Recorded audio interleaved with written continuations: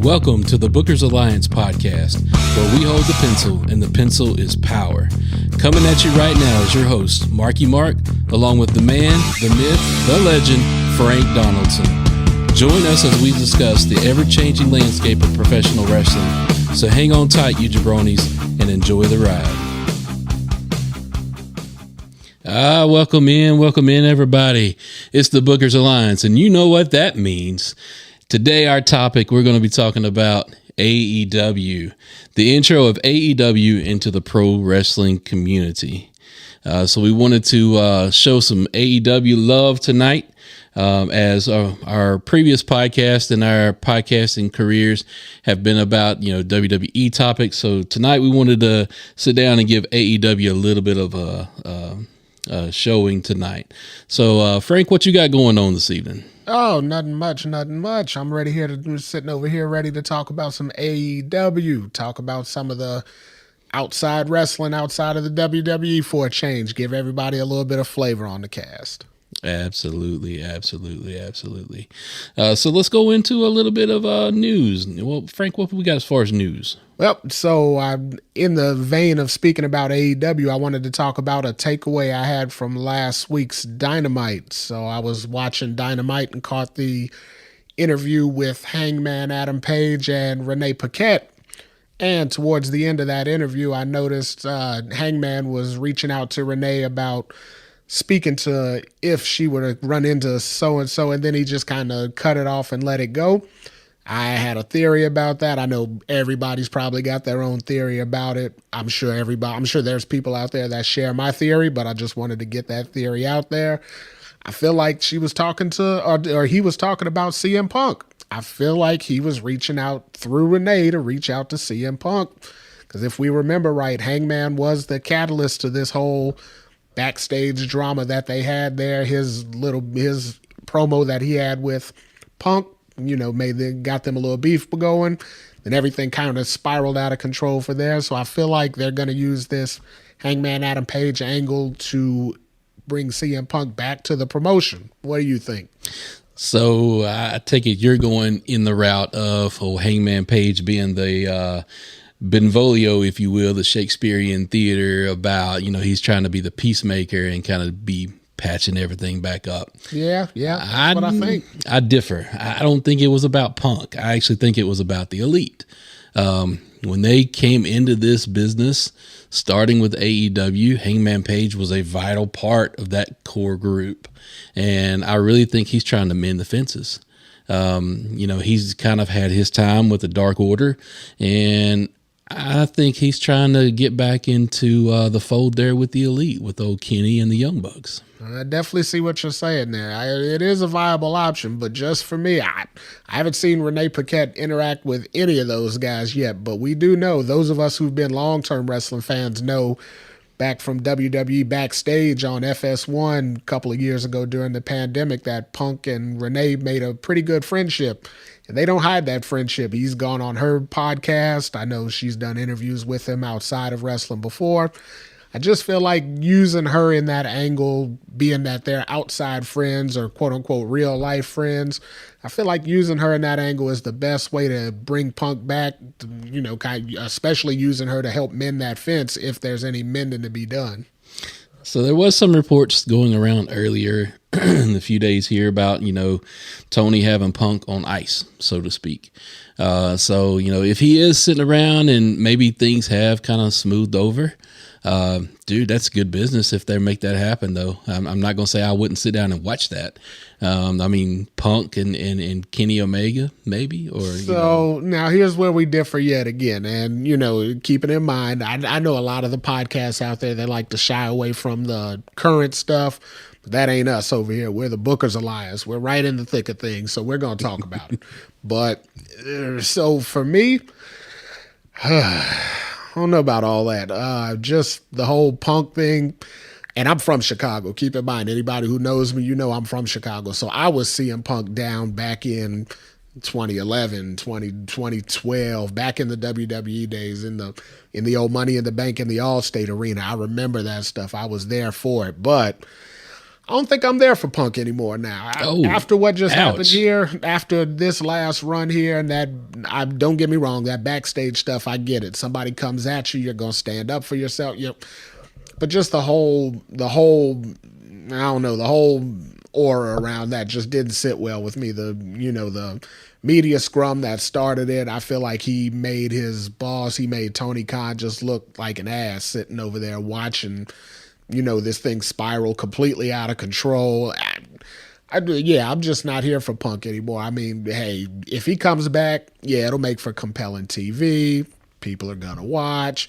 I'll probably watch. Let's be honest, I'm watching anyway. So I'm not gonna turn the TV off for that segment, but I'm also not gonna go out of my way to watch it. If there's a good basketball game or something on a Wednesday night, and it's gonna be that versus the return of CM Punk, I don't know which one I'll be watching there. That would be pulling for me. So you're saying that Punk's impersonation of old George the Animal Steele there, and he thought Kenny Omega was the turnbuckle. You're saying is that what did it? So the whole thing, like I said, and again, backstage altercation, guys get in it all the time. That isn't even what turned me off on this whole thing. It's just the whole aura of that situation just never felt right. And he came in doing all the right things. He was wrestling the young guys. He was, getting them TV time. He wasn't putting nobody over, but I mean, he was in the ring with him. He put MJF over, but he didn't put anybody else over. So I don't know how big a favor he was doing to some of those guys, but I get it. He bought a lot of eyes to it. He sold a lot of merchandise. He sold a lot of ice cream for a while, but even that didn't last very long. No, it didn't. They gained an extra 300,000-400,000 viewers maybe 2 or 3 weeks of his return, and after that they were right back down to where they had been, right back down to where they are now. So I don't know. Yeah, him coming back will spike that rating again, but is it really going to pay off long term? I agree. I mean, I just personally, I soured on Punk after the whole ordeal, but at the same time, to me, wrestling is about a story, and if they develop a story out of this that's intriguing, sorry, I'll be your Huckleberry. I'll sit there and watch. I can't avoid it. I'll have to watch it. I hear you. Like I said, I'll be watching anyway, so I'll see it. But best advice I can give them on that is hold off until after WrestleMania, because if they do it before WrestleMania, it won't get the traction that they're looking for. Good point.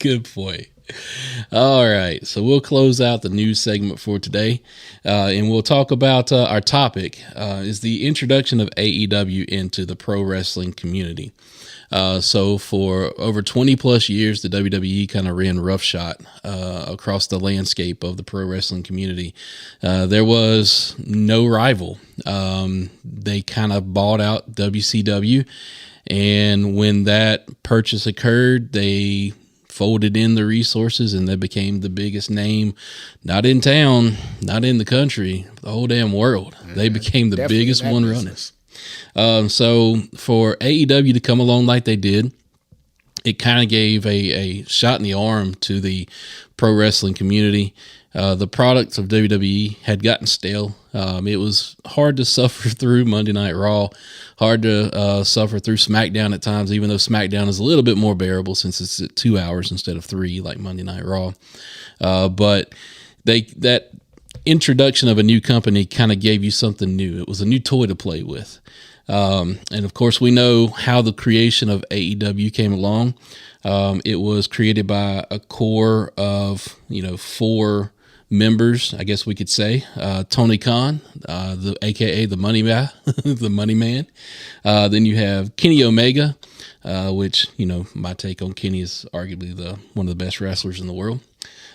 Young Bucks, and the Nightmare himself, Mr. Cody Rhodes. Definitely. So Don, what do you think about that group that came together to create AEW? So I remember when they did the first pay-per-view, the All-In pay-per-view in my hometown of Chicago. Actually, they did it in Hoffman Estates, which is a far north suburb of Chicago, but that ain't gonna sell tickets. So they did it. They said Chicago. They did it in Chicago. I'll take that. But I remember when they did that, and the whole thing was, we're going to sell out a 10,000 seat arena. And, the scoffer said, no, there's no way, it'll never happen. They sold out 10,000 seats in what, an hour or two, I think it was. Yeah.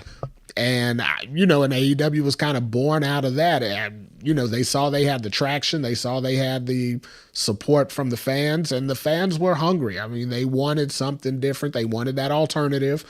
They just didn't want WWE, or at least that sect of fans. They just didn't want WWE anymore. So they were able to get something that was an alternative. And, I mean, they latched onto it, and, it blew up from there. Definitely. I think the biggest thing is Cody was a definite, driving force behind that project. He had the determination to kind of change the landscape, and through that grassroots kind of promotion there, it grew up into something that I think only those few that were there at that time kind of realized what was coming. Definitely, and he also had the name value. So right. When you're marketing Rhodes moniker. Exactly. When you're marketing your business plan to television networks and things like that, they're like, well, who are, when you say, well, I got Tony Khan, the Young Bucks, and Kenny Omega, they probably had a whole lot of question marks over their heads. Like, well, who are any of these? We never heard these names before, TV executives. Now, wrestling fans, of course, knew who all of those guys were. They'd been around. They definitely did their thing in Japan. They'd done some U.S. work. They'd been around. But TV executives who aren't everyday wrestling fans probably were like, wait a minute, who? No, what? Huh? You want us to spend how much? Things like that. But, when you got a guy like Cody Rhodes who looked the part now, we saw Cody change from Stardust to, the self-made man, Cody Rhodes, when he first Cody, at least, he couldn't carry Rhodes, but right. The self-made man, Cody, he started wearing suits. He had more of a business attire approach. He looked the part. So, and then he had the name moniker. You come in with that. It was easy for the networks to want to pick up. So, yeah, Cody Rhodes was an intricate part, and that's in the start of that company. Even though he's not there now, I mean, he'll always have a footprint in that company. He laid the foundation, though. Oh, absolutely. Yeah. So, that was the core group that kind of started it. But also what kind of carried that promotion there in the beginning of its infancy is the homegrown talent. You had talent like MJF, Darby Allin, Britt Baker, Hangman Page. And even though these wrestlers had been on the scene in the indies and maybe New Japan in the past and things like that, they never got the TV time. They didn't have that national exposure.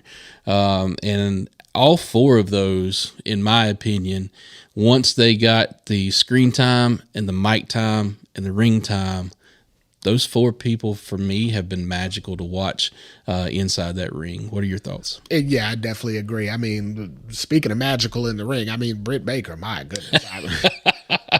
DMD. I mean,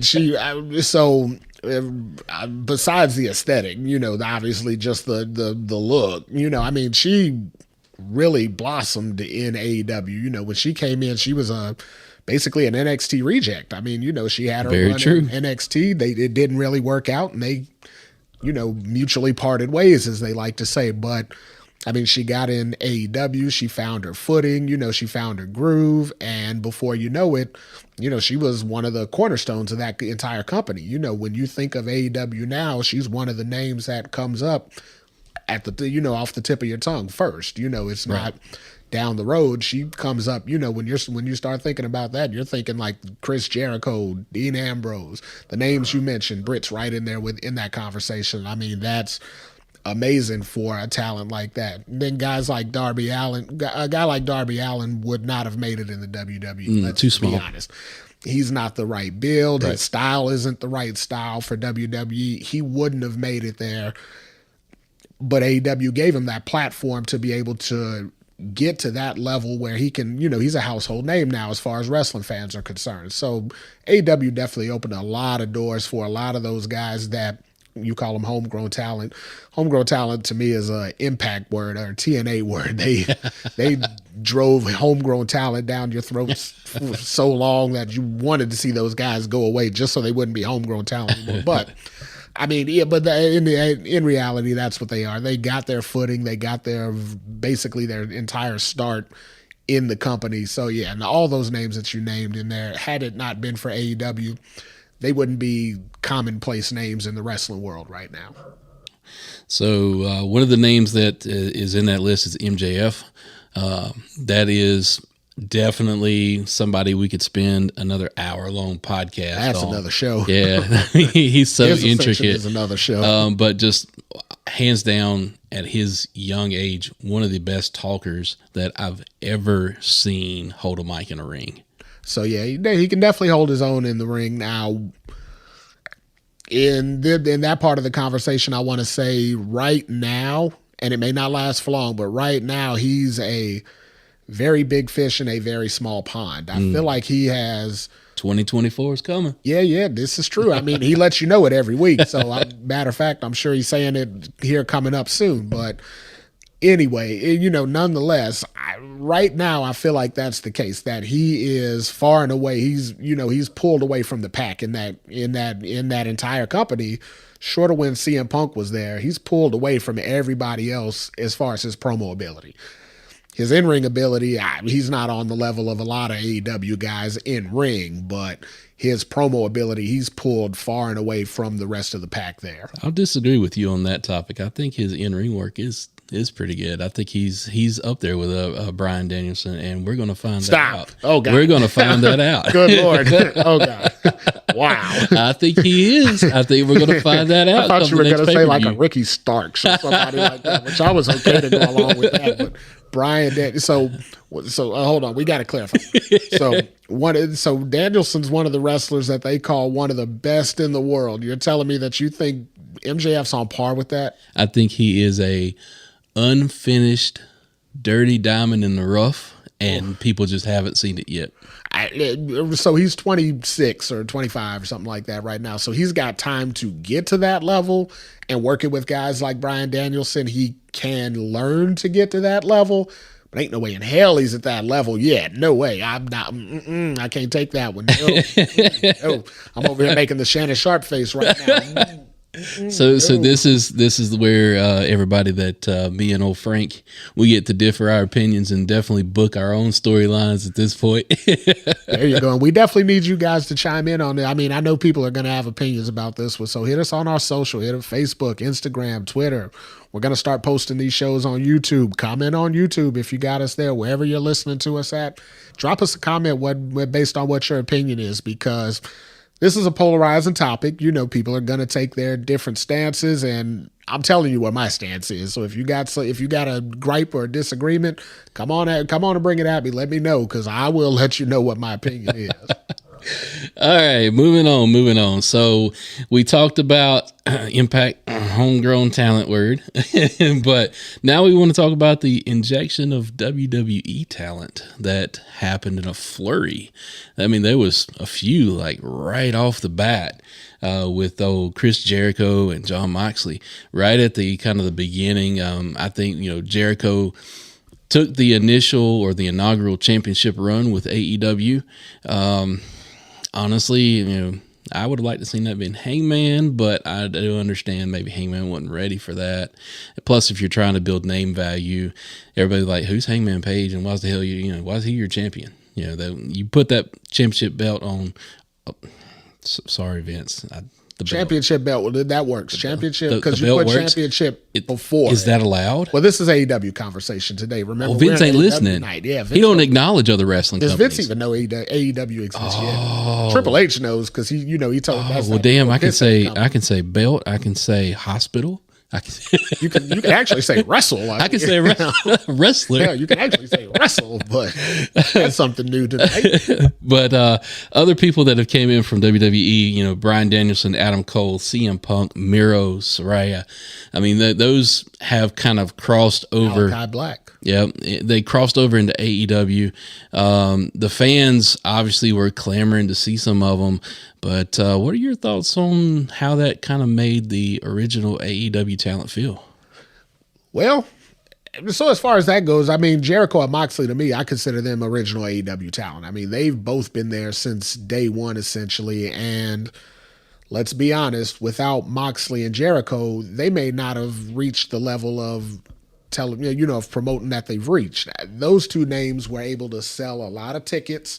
Those two names were able to get a lot of viewers that hadn't been viewers before, especially Ambrose. I mean, Ambrose came in at that original All In pay-per-view too, and he won the chip to come to AEW, and then Jericho, of course, being the initial champion that they had. I mean, those guys brought eyes to the company that they weren't going to get before. Had it been the original people that we spoke of, the Young Bucks, the Kenny Omegas, and the Cody Rhodes, all of those guys, we'd seen those guys in Impact already, short of Kenny. I don't think Kenny ever got there, but the other guys all ran through Impact, and they didn't move the needle in Impact at all being there. So those guys coming in just as those guys, I don't think they would have made the big splash that AEW made with just those guys. Having a Chris Jericho, on the other hand, that's a needle mover. That's a difference maker. That will change your perception of a company. And then getting Moxley, who was fresh off of WWE TV. I mean, he was fresh off of WWE TV coming in, that made people that were skeptical in the beginning like, I don't know, maybe I'll check it out. Then you're like, well, wait a minute, Dean Ambrose is there day one, Chris Jericho's there day one, people knew about, we talked about how the All In pay-per-view really spawned AEW, which it did. That's what gave them the idea of making the company, but it was actually the Kenny Omega Chris Jericho match over in Japan that gave any of these guys this idea. Phenomenal match. If you guys have not seen that match, yeah, go out of your way to check that one out, as they say. Yep, definitely. So we've had kind of homegrown talent. We've talked about the WWE talent that crossed over. So with everything that we know about AEW, just wanted to share our thoughts about some of the benefits of AEW being around. Obviously, like I said before, WWE product was getting very stale when AEW kind of popped up on our TVs. So it gave us as wrestling fans, the wrestling community, it gave us an alternative product to watch. Looks different, sounds different, language is different, matches are different. Definitely the violence is ticked up. It is a different breed of a company. It is kind of a cross between old WCW and ECW at times. So definitely gave us more variety. It also, benefited the talent. It gave them more of a choice of a place to go to work. And people hear that and they go, well, there's always the indies. There's all this out there. And I'm like, yeah, there is.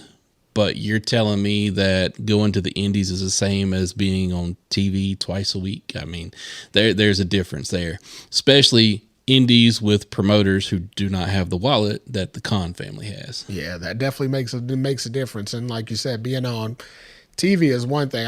Impact comes on Axis or something like that. So whatever, I can't even find it. Unfortunately, I don't know. I don't even know if I have the channel, or if I do, it's so obscure that I can't even locate it. But coming on TNT, that does make a difference. They're on nationally broadcasted television here in the States. They also have international TV deals. So yeah, that definitely makes a big difference, short of being on just the indies or, somebody catching a YouTube clip of what you're doing. Matt Cardona, he's a perfect example of it. We still hear about him. You know what good old Zack Ryder's out there doing, but you're not seeing it every Wednesday night. You're not seeing it every Friday night. Right. You're hearing about it on the internet, and and that's for the IWC. The internet wrestling community knows about all this stuff, but the lay fan has no idea that Zach's still even wrestling. The casual fan that's not on the internet, he's just turning on the TV. He isn't seeing those guys. So yeah, it makes a big difference to be on nationally broadcasted television versus the indies or an internet fan. Right. One of the last benefits we'll talk about is the cross-promotional matches that we've seen happen in AEW, the Forbidden Door, the crossovers between Impact, New Japan, AAA down in Mexico. Some of that stuff it's reminiscent of the old WCW days, but that was always special to me as a fan, seeing like Rey Mysterio come into WCW back in the day, seeing Sting and the Great Muta come together and face off. Some of those matches, that just this past weekend, that was actually interesting too. Right. So some of those matches, WWE unfortunately have always held that kind of moniker of, hey, we don't acknowledge anybody else. We're the end all be all. And now under, new leadership, unless Vince changes. So we're hoping Vince don't change. We shall see. But we're starting to see that break down a little bit with Shinsuke going over and being a part of Great Muta's, last match. Carl Anderson being a WWE talent while holding the never open weight championship in New Japan. Mm-hmm. So hopefully that barrier's breaking down and WWE starts to capitalize a little bit on what AEW figured out, that they can bring in stars from other promotion, and it's okay to acknowledge people. Well, we might get a taste of that at the Rumble here coming up. There is a possibility that we may see some outside talent at the Rumble, but so I do have another positive to add, another pro for AEW, and it's because it's where I'm centric. That's why I keep going back to it. But the creation and the development of AEW actually made WWE step up their game. Very true. It took from what you just said a minute ago was becoming a stale product, hard to watch, things like that. It did cause them to start trying to step up their game. They had to start making different moves. They couldn't just rest on their laurels anymore. They had to really get in there and try and get creative with a lot of things like, storylines, talent contracts, things like that. It made them change up a few things here and there. It made them kind of tighten up the ship a little bit where they may have gotten a little lax because there was no competition. Right. So that's definitely a positive that came out of it as well. Absolutely. So with every coin, there's a heads and there's a tails. With every blessing, there's a curse. With every pro, there's a con. Oh, yeah. A Tony Khan. A Tony Khan. So as a wrestling fan, look, it's my job to sit down and be critical of what I watch every time I turn on that TV. If I want to be critical of a match or a company or a talent, I can be. That's my privilege as a fan. I can have an opinion. So these are some of the cons that we're seeing as far as AEW. First and foremost, I've said this since day one for me, production value of the shows and just kind of how things are handled. Sometimes it still looks like a startup.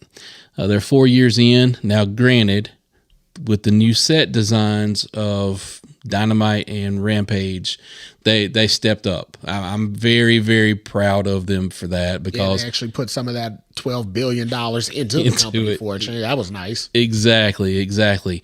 But it goes well beyond just what the set looks like.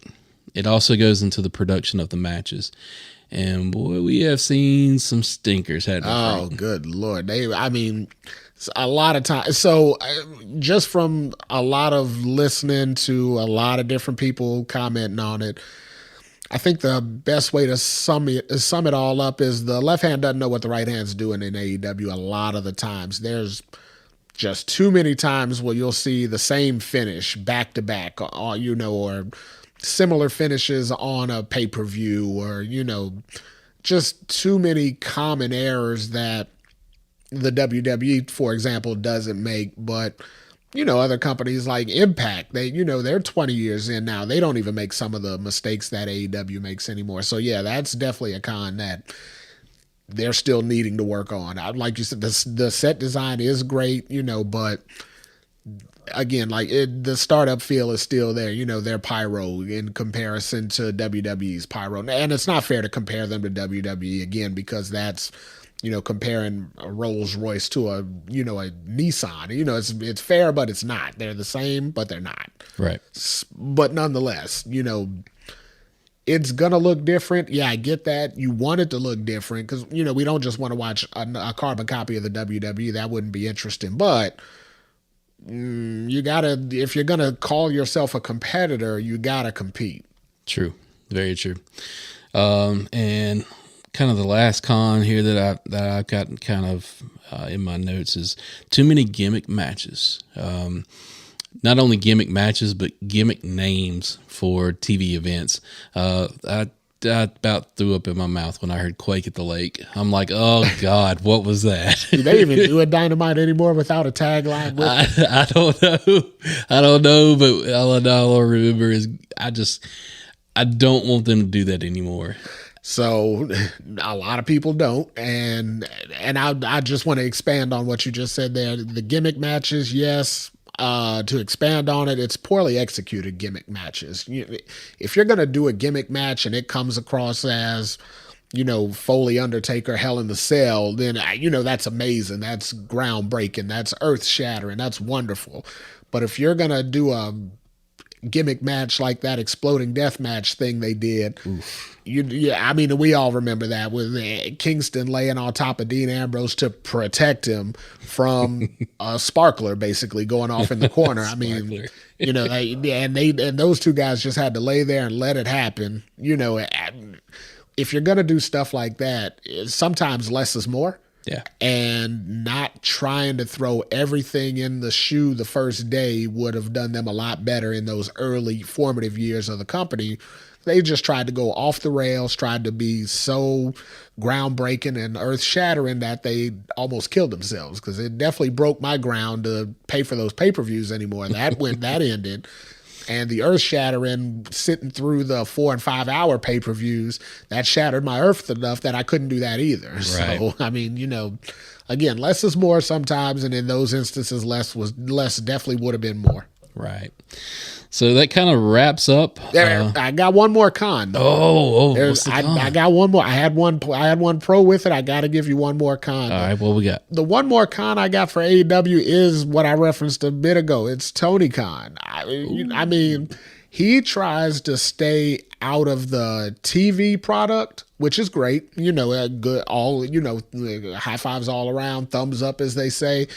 But his social media presence is a detriment to that company more often than not.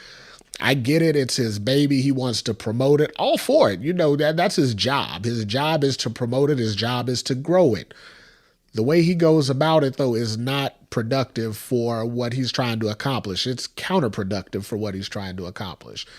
More often than not, he says something that's cringy on the internet, or he does something, or we referenced earlier him sitting next to CM Punk, just watching Punk go completely off the rails, and he just sat there like an asshole while it was happening. I mean, that doesn't instill confidence in me as he's gonna lead the next generation of wrestling into the new millennium and surpass Vince and blah blah blah. I love his idea. I love his dedication. I mean, he's all in on his company, and I love that. I love his passion.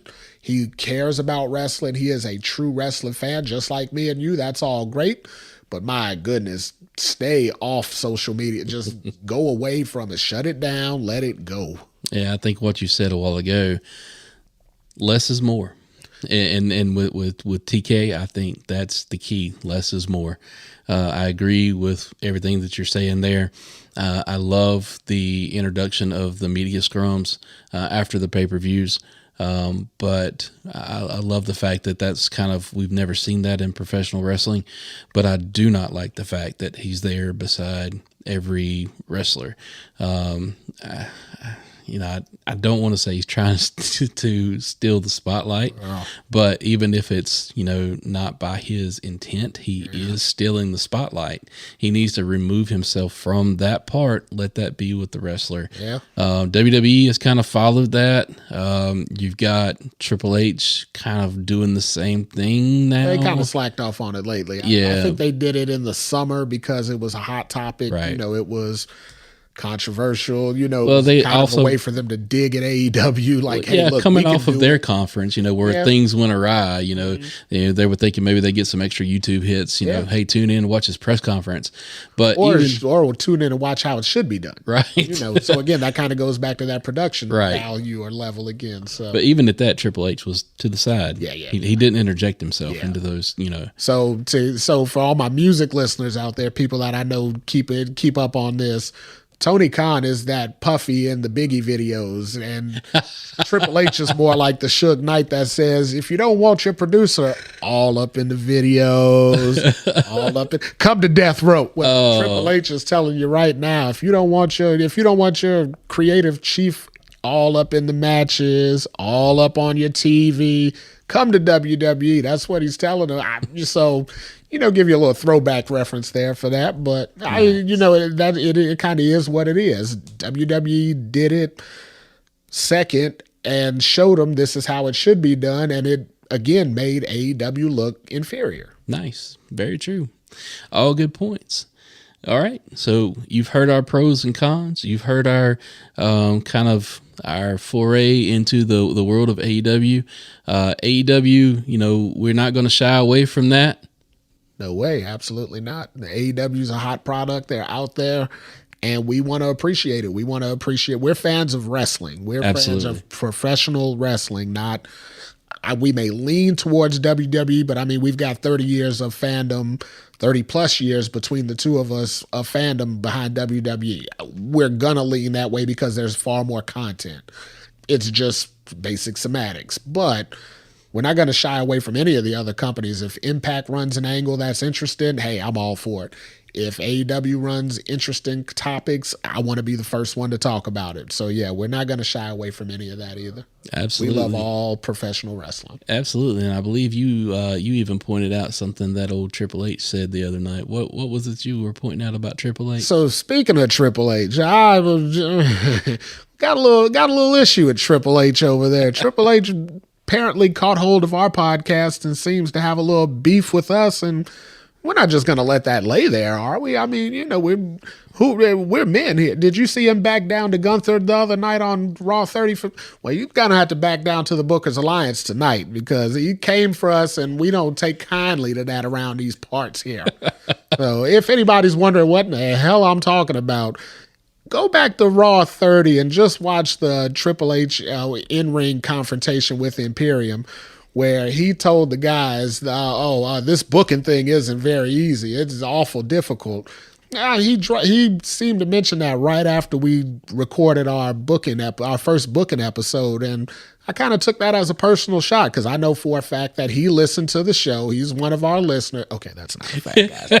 But not a sponsor. Not a sponsor, but I do know, I do feel strongly in my heart that he's listening to our show. And he's sending out personal digs at us. Remember when he called AEW the pissant company back in the Hall of Fame ceremony, and now all of a sudden AEW is a front runner? Remember Cody was out there breaking the throne and all. I can break some thrones now. I can swing a sledgehammer with the best of them. And he's retired, as he said the other night. So he needs to tread awful lightly when he's talking about the booking, because the Booker's Alliance, we don't play that. So what you're saying is when we put our booking episode out, it echoed and reverberated through the WWE universe so loud that it caught the attention of Hunter. He's so we all know Triple H has his thumb on the pulse of wrestling, and true. I feel like right now we are the pulse of wrestling. I feel distinguished. Our show is new. Our show is hot. Our show is one of the most talked about shows in our city. Absolutely. So we appreciate. That being said, Triple H, keep our names out your mouth. Oh, he went Will Smith. Keep our names out your mouth. Oh, he went Will Smith, ladies and gentlemen. Oh my gosh. Well, with that, we're going to end that before it gets too rough. So we appreciate everybody listening today. Thank you for your time, and with that, we bid you adieu. Peace. Today's podcast was produced by SVP. You can find our podcast on all major podcast platforms. Also connect with us on our social media accounts. Search for The Bookers Alliance on Facebook, Twitter, and Instagram.